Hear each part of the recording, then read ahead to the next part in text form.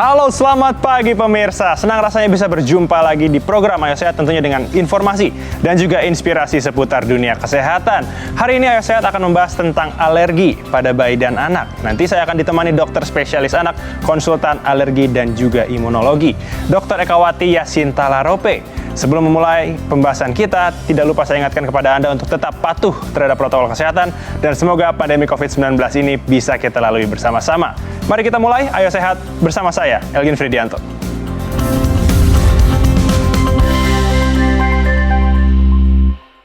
Pemirsa, alergi adalah ketika tubuh seseorang mempunyai reaksi hipersensitif terhadap bahan tertentu yang dapat memicu alergi. Dan ini bisa dialami semenjak bayi hingga menginjak dewasa. Bagi para orang tua, hal ini tentu patut menjadi perhatian. Apalagi jika menyangkut tumbuh kembang sang buah hati di masa yang akan datang. Berikut informasinya untuk Anda. Pemirsa Ayo Sehat tentu pernah mendengar alergi yang terjadi pada bayi dan anak-anak. Ya, alergi terjadi akibat reaksi tubuh yang berlebihan terhadap senyawa asing yang biasanya tidak berbahaya.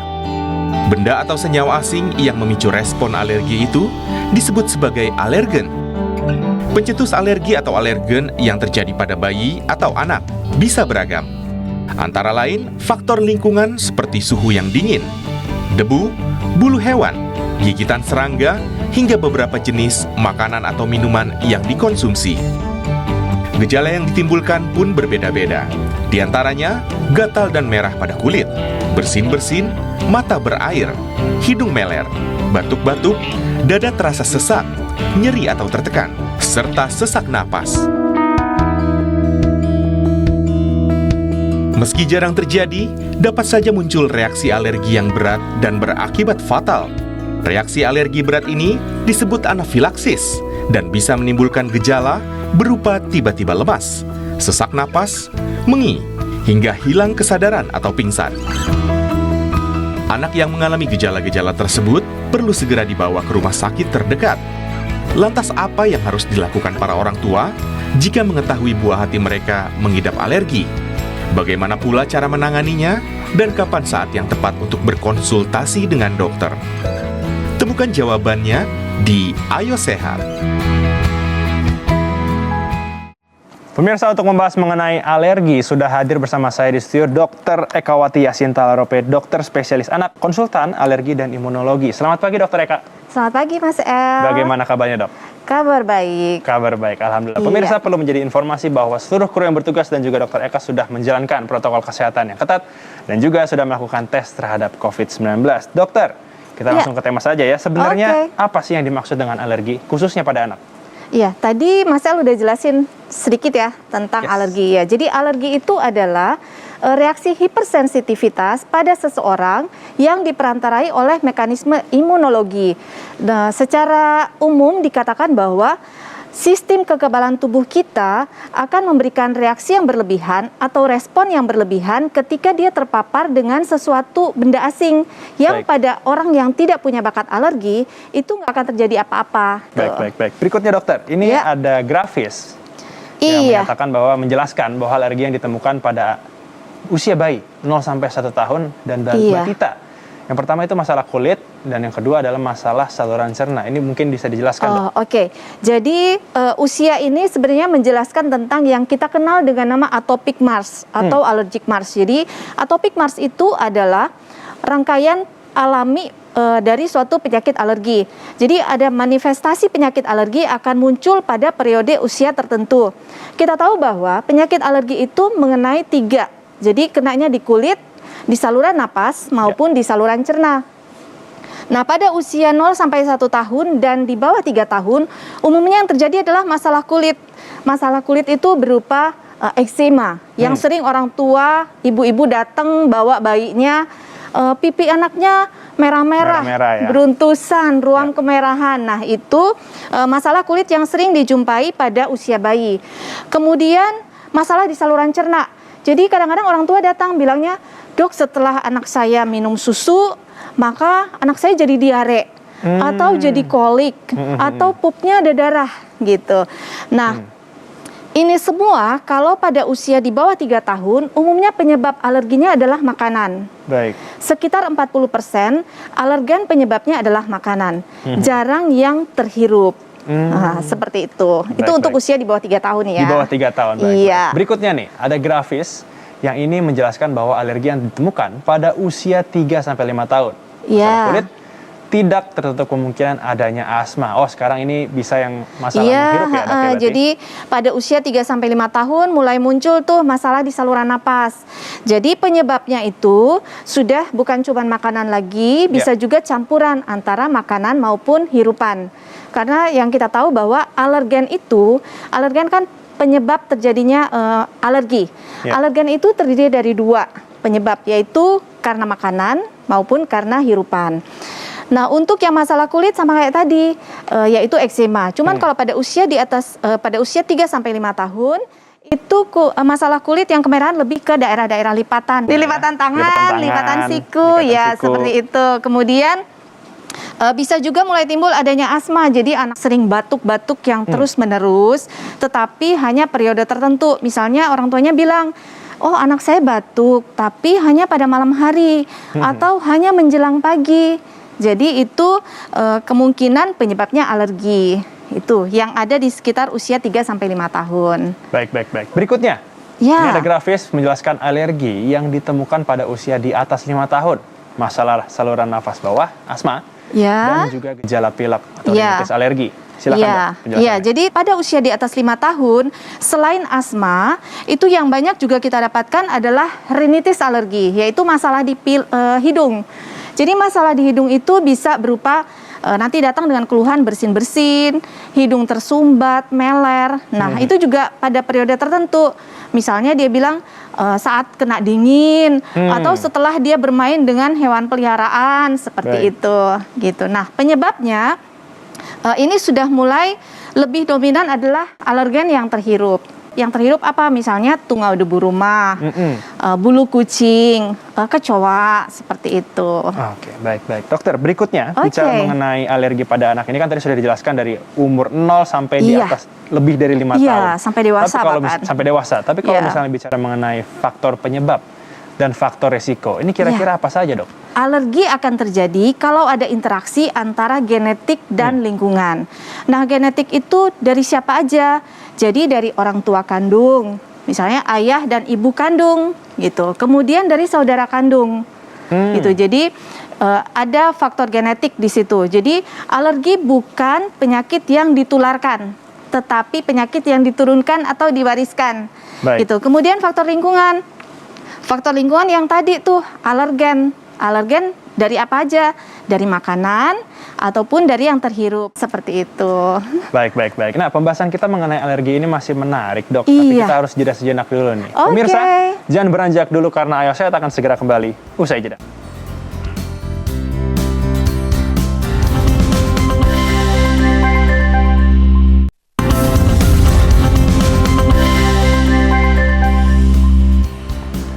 Terima kasih Anda masih menyaksikan program Ayo Sehat, pemirsa. Masih bersama dengan Dr. Eka. Nah, dokter, kita masih melanjutkan perbincangan kita mengenai alergi ini. Sebenarnya apakah alergi pada bayi ini bisa dideteksi saat di dalam kandungan? Dan apakah bisa juga dicegah, Dok? Oh iya, kalau bicara dideteksi dalam kandungan, nggak bisa ya. Jadi nggak seperti penyakit bawaan lainnya bahwa bisa dideteksi dalam kandungan. Jadi nggak bisa. Tetapi bisa dicegah. Supaya anak yang lahir tidak kecil kemungkinan untuk terjadi alergi, terutama pada yang punya bakat alergi dari orang tua atau saudara kandung. Pencegahannya dengan cara apa? Yaitu yang pertama adalah hindari pajanan asap rokok, baik yang aktif maupun yang pasif. Jadi ibunya nggak boleh merokok di dalam rumah. Jangan dan sekitar area di mana ibunya kontak itu juga nggak ada yang merokok. Itu juga salah satu pencegahan. Kemudian yang kedua adalah tidak ada pantang makanan pada ibu yang hamil. Semuanya harus kalau memang tidak terbukti alergi, itu nggak boleh dipantang. Terus yang ketiga adalah pola hidup sehat sih sebenarnya. Itu jadi itu adalah pencegahan-pencegahan yang bisa dilakukan saat hamil gitu. Baik, berikutnya Dok, bagaimana sih cara mendiagnosis alergi ini? Iya, cara mendiagnosis, kita tahu cara mendiagnosis sebuah penyakit itu ada tahapannya kan, dari anamnesis, dari pemeriksaan fisik dan pemeriksaan penunjang. Nah, untuk mendiagnosis tergantung nih penyebabnya. Jadi kalau misalnya pada yang alergi dengan susu sapi misalnya, atau alergi dengan makanan, maka cara untuk mendiagnosis selain kan anamnesis tadi udah ditanya, setelah terpapar dengan makanan tertentu akan timbul gejala misalnya kemerahan, terus ada riwayat orang tua dengan penyakit atopik. Kemudian pada pemeriksaan fisik nih didapatkan misalnya pada kulitnya ada ruam-ruam kemerahan. Itu kan kita curiga nih, oh ini alergi nih kemungkinan. Nah, bagaimana mendiagnosanya? Kalau kita curiga bahwa dia memang alergi dengan makanan tertentu, ada namanya tes eliminasi dan provokasi. Jadi kalau misalnya ibunya bilang, oh dia kalau minum susu sapi, dia akan mengalami merah-merah gitu. Jadi kita eliminasi dulu nih dengan susu sapi. Jadi dia pantang susu sapi selama periode tertentu. Biasanya kita 2-4 minggu kita pantang, lalu kita berikan lagi diprovokasi. Apakah timbul gejala atau tidak? Gitu. Kalau misalnya timbul gejala, ya kita boleh katakan bahwa oh kemungkinan memang dia alergi dengan protein susu sapi. Kemudian ada juga yang lain, pemeriksaan penunjang yang lain, yaitu dengan melakukan tes alergi. Nah, tes alergi yang diakui sekarang ini adalah tes dengan pengambilan darah maupun dengan tes kulit. Jadi itu yang terbukti secara ilmiah. Nah, tujuan untuk melakukan tes juga sebenarnya salah satunya adalah supaya menghindari pantangan yang berlebihan. Baik, gitu. baik. Tapi kan dok, mungkin ini ada mitos yang beredar di masyarakat. Mungkin di pemirsa saya juga pernah mendengar. Kalau seandainya ada anak alergi, contoh udang, kasih aja terus ya, biar kebal ya. Kebal gitu. Itu bagaimana dok? Iya, jadi ada pemahaman yang kalau dulu bilang kasih aja biar anaknya kebal, nanti dia nggak gatel-gatel. Tapi prinsip dari alergi adalah kalau dia terpajan berulang-ulang, maka akan jadi hipersensitif. Nah, kalau dia hipersensitif, itu nanti akan lama-lama timbul gejala. Jadi tubuh akan memberikan respon berdasarkan sistem kekebalan tubuhnya. Dia akan memberikan respon sehingga terjadi manifestasi penyakit alergi, entah itu di saluran napas, entah di kulit ataupun di saluran cerna. Jadi nggak boleh tuh yang berulang-ulang. Jangan ya. Iya, tapi kita kenal nih ada yang namanya remisi spontan. Jadi pada usia tertentu anak itu akan mengalami toleran atau remisi spontan. Dia akan sudah kebal dengan makanan itu. Jadi mungkin itu yang pemahaman dikatakan bahwa dikasih berulang-ulang biar kebal. Padahal itu hanya pada alergen tertentu. Tidak semua alergen tidak semua alergen mengalami remisi. Gitu. Baik. Nah, dokter, berikutnya, saat mengetahui mungkin anak ini mengalami alergi pada hal tertentu ya istilahnya, apa sih yang harus pertama kali dilakukan? Nah, jadi misalnya bapak ibunya baru tahu anaknya alergi nih, misalnya alergi eksema. Itu yang harus dilakukan pertama adalah mencari tahu apa penyebabnya, apa pencetusnya. Karena apa? Alergi itu memang tidak dapat disembuhkan, tetapi alergi dapat dikontrol. Jadi dicegah supaya dia tidak kambuh terus-menerus gitu. Kalau sudah dapat dikontrol, dicegah, anak itu akan tumbuh berkembang seperti anak-anak lain yang tidak ada alergi. Baik. Nah, dokter, berikutnya tim Ayo Sehat ini sudah mengumpulkan pertanyaan-pertanyaan dari pemirsa Ayo Sehat dan juga tentu dari netizen, dok. Nah, ini kita bisa lihat di sebelah kiri, dokter. Ini dari @trimulyani. Dok, anak saya mengalami ruam popok. Apakah bisa diidentifikasi kalau jika sudah besar nanti kulit dia akan sensitif dan punya alergi? Iya, jadi nah ruam popok ini kita harus bedakan nih, ruam popoknya benar karena dia alergi atau karena maksudnya alergi dengan makanan tertentu yang bikin dia ruam popok, atau karena ada mikroba di situ, misalnya jamur, itu juga bisa. Iya, ada banyak faktor. Nah, yang jelas kalau dia timbul ruam popok berarti dia sensitif. Untuk mengetahui bahwa anak ini kemungkinan nanti akan punya penyakit alergi atau tidak, kita tanyakan lagi nih ke orang tua sama saudara kandungnya dia nih, apakah punya penyakit alergi atau tidak. Kalau misalnya punya, berarti ada resikonya untuk terjadi penyakit alergi di kemudian hari. Tapi yang jelas kulitnya sudah sensitif. Itu gitu. Poin pertama yang harus diperhatikan. Iya, karena sudah sering ini kan ruam popok ya. Berikutnya, dokter. Ini dari Rio Rior HS. Kenapa ya anak saya usia 5 tahun jika dekat kucing selalu bersin? Padahal saat bayi biasa saja dan tidak apa-apa. Apakah mungkin dia terkena alergi bulu kucing, Dok? Wah, ini gimana, Dok? Iya. Jadi kalau misalnya pada usia 5 tahun sekarang jelas nih setiap terpapar kucing dia akan mengalami bersin. Dan nggak ada episode misalnya, oh hari ini terpapar, Besoknya nggak ada gejala. Besok terpapar, ada gejala. Itu nggak jelas ya, berarti Iya, harus iya. cari tahu penyebabnya apa. Tapi kalau memang setiap hari, setiap saat terpapar dengan kucing, dia mengalami gejala, berarti kemungkinan memang alergi dengan bulu kucing. Kenapa waktu bayi enggak?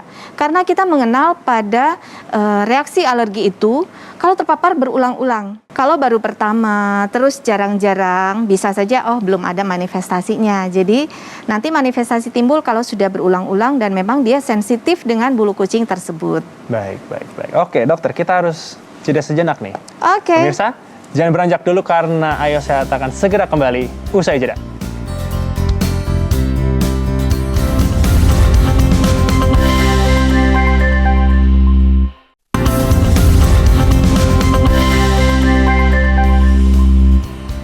Anda kembali menyaksikan program Ayo Sehat, pemirsa. Masih bersama dengan Dr. Eka. Nah, dokter, kita masih akan melanjutkan menjawab pertanyaan dari netizen. Iya. Kita akan melihat pertanyaan berikutnya dari Sri Asih Larasati. Anak saya setiap pagi selalu pilek dan bersin-bersin. Apakah ini termasuk dalam gejala alergi? Pernah ada yang bilang rinitis, apakah bahaya, Dok? Dan apa yang harus saya lakukan? Wah, ini kayaknya tidurnya pakai AC nih, Dok. Mungkin. Iya. Jadi kalau kita sering menemukan kasus misalnya anaknya sering pilek atau sering batuk-batuk terutama di pagi hari. Kita bisa curiga ini apakah alergi atau bukan. Kalau bukan itu mungkin saja infeksi. Nah, untuk membedakan apakah itu infeksi atau bukan, infeksi atau alergi, maka kita harus melihat apakah bersin-bersin ini ditandai dengan tanda infeksi. Apakah ada demam atau bersin disertai dengan sekretnya yang agak kental dan berwarna gitu kan. Yeah. Kalau misalnya nggak ada, bisa saja anak ini alergi. Jadi kita harus cari tahu nih, benar nggak sih? Dan kalau untuk udara, kalau pagi dingin sebenarnya bukan penyebab pasti, tapi dia bisa memicu. Mungkin saja dia alergi dengan tungau debu rumah. Jadi kalau pagi kan kadang-kadang, apalagi kalau yang pakai AC ya, kalau pakai AC terus AC-nya jarang dibersihin, Betul. di situ kan banyak debu kan di situ. Nah, kenapa tungau debu rumah? Karena tungau itu dia sangat suka untuk tempat tinggalnya di debu ini gitu. Kemudian kalau anaknya juga tidur di sekitarnya banyak boneka berbulu, itu juga faktor dari tungau debu rumah yang ada di situ. Jadi bisa saja itu karena alergi. Nah, rinitis adalah masalah di hidung, peradangan di hidung, bisa karena alergi ataupun infeksi. Kalau mau dibilang bahaya, rinitis ini kalau tidak ditangani bisa menimbulkan komplikasi. Komplikasinya bisa berupa terjadi sinusitis atau terjadi infeksi di telinga atau bisa juga pada matanya. Jadi kadang-kadang matanya merah, berair, gatel. Pikirnya ada kemasukan apa gitu, padahal sebenarnya ada masalah di hidungnya yang nggak diberesin, jadi komplikasi. Jadi masalah di rinitis alergi itu harus benar-benar ditangani dengan baik supaya tidak ada komplikasi. Betul. Gitu. Baik.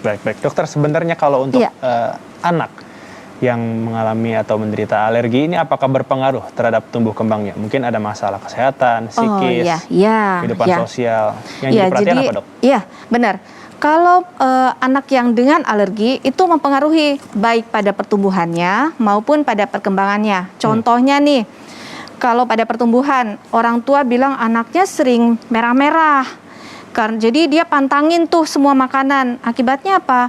Dia akan mengalami gagal tumbuh karena nutrisinya tidak mencukupi.